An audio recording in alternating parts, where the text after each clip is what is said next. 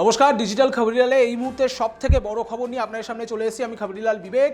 আর যেটা সবথেকে লক্ষণীয় বিষয়, আদালতে দাঁড়িয়ে সিবিআই এর অফিসারেরা বলেছিলেন যে এই শিক্ষার যে নিয়োগ দুর্নীতি, সেই শিক্ষা নিয়োগ দুর্নীতি বোটানিক্যাল গার্ডেনের সেই বটগাছের মতো বিস্তর শাখা প্রশাখা। কোথা থেকে কোন ঝুড়ি থেকে কোন শাখা বেরিয়েছে, কোথায় কোন এজেন্ট, মানে একেবারে হিমশিম অবস্থা। সেই শিক্ষা নিয়োগ দুর্নীতি, সেই সময় আদালতের পর্যবেক্ষণ ছিল যত দ্রুততার সাথে সম্ভব এই শিক্ষা নিয়োগ দুর্নীতির কিন্তু তদন্ত শেষ করতে হবে। তদন্তের একটা সময়সীমাও তারা বেঁধে দিয়েছিলেন, এই সময় আমরা দেখেছিলাম। অবশেষে এলো সেই খবর, যে খবরের প্রতীক্ষা সবাই করছিলেন।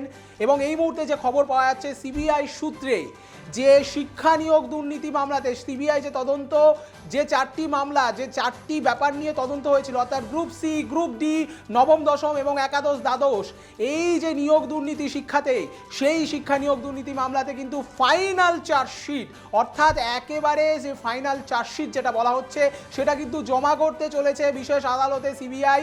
এবং তাৎপর্যপূর্ণভাবেই কিন্তু আগামীকাল এই হাইকোর্টে কিন্তু এই সংক্রান্ত মামলার সেটা শুনানি রয়েছে।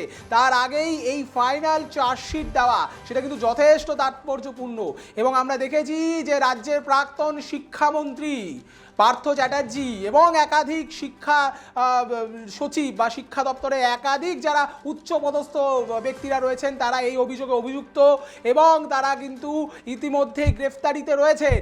ফলে সব দিক দিয়ে কিন্তু শিক্ষায় নিয়োগ দুর্নীতি, সেটা কিন্তু একেবারে রাজ্য রাজনীতি থেকে শুরু করে সারা দেশের ক্ষেত্রে কিন্তু একটা আলোড়ন ফেলে দিয়েছিল এবং খোদ শিক্ষামন্ত্রী এক্ষেত্রে যুক্ত ছিলেন, এমনটা অভিযোগ উঠছে। ফলে সেখানে দাঁড়িয়ে এই চার্জশিট, এবং যেটা সিবিআই সূত্রে আরও জানা যাচ্ছে যে সিবিআই এর যারা আধিকারিকরা রয়েছেন, যারা তাদের যারা কৌশলীরা রয়েছেন, তারা কিন্তু একটা কথা আদালতকে এটাও জানাতে চলেছেন যে এই যে সময়সীমার মধ্যে এই কাজটা করতে হয়েছে, দ্রুততার সাথে কাজ করতে হয়েছে, তাতে বেশ কিছু দিক, বেশ কিছু ফ্যাক্টর সেগুলো কিন্তু আনটাচড রয়ে গেছে, বা যেটা বলা হচ্ছে যে তারা তদন্ত কিন্তু সেই জায়গাগুলোতে কিছুটা হলেও করতে পারেননি এই দ্রুততার সাথে কাজটা শেষ করবার জন্য, সেটাও তারা জানাবেন, এমনটাও কিন্তু সূত্র মারফত খবর পাওয়া যাচ্ছে। অপরদিকে এই খবরও পাওয়া যাচ্ছে যে একাধিক এজেন্ট বা মিডলম্যান যারা এই সমস্ত ব্যাপারে চাকরি দিয়েছেন, চাকরির বিনিময়ে টাকা নিয়েছেন, বা এই যে টাকার যে মানি ট্রেলিং, তার সাথে সরাসরি বা প্রত্যক্ষভাবে যুক্ত এরকম একাধিক যারা মিডলম্যান রয়েছেন, যারা এজেন্ট রয়েছেন, এবং কিছু কিছু ক্ষেত্রে বিভিন্ন যারা উচ্চপদস্থ আধিকারিক রয়েছেন, তাদের নামও রয়েছে এই চার্জশিটে। ফলে সব মিলিয়ে কিন্তু এখন রীতিমতো এই মানে রাজ্য রাজনীতি থেকে শুরু করে গোটা দেশের, এবং আমলা মহল থেকে শুরু করে শাসক মহল থেকে শুরু করে বিরোধী মহল, সবার কিন্তু এই মুহূর্তে নজর রয়েছে এই চার্জশিটের উপরে। কি লেখা রয়েছে, তাদের কি রিপোর্ট জমা করছে, কি ফাইনাল চার্জশিট জমা করছে। অপরদিকে এই প্রশ্নটা উঠছে, তাহলে কি এই মুহূর্তে শিক্ষার যে নিয়োগ দুর্নীতি, যে দুর্নীতির তদন্ত করছিল সিবিআই অফিসারেরা, সিবিআই এতদিন ধরে তদন্ত করছে, সেই তদন্ত কি অবশেষে শেষের মুখে তার একটা কনক্লুশন আসবে? যেটা বিভিন্ন সময় অভিযোগ ওঠে যে বিভিন্ন সরকারি তদন্তকারী সংস্থা তারা কিন্তু তদন্তে দীর্ঘসূত্রিতা করে, লম্বা সময় ধরে তদন্ত চলে, কিন্তু আলটিমেটলি কোনো রেজাল্ট আসে না, কোনো কনক্লুশন আসে না। সেই মিথ বা সেই বিতর্কের কি অবসান হতে চলেছে? দেশের অন্যতম হাই প্রোফাইল দুর্নীতি তদন্ত বলা যেতে পারে শিক্ষা নিয়োগ দুর্নীতি তদন্ত।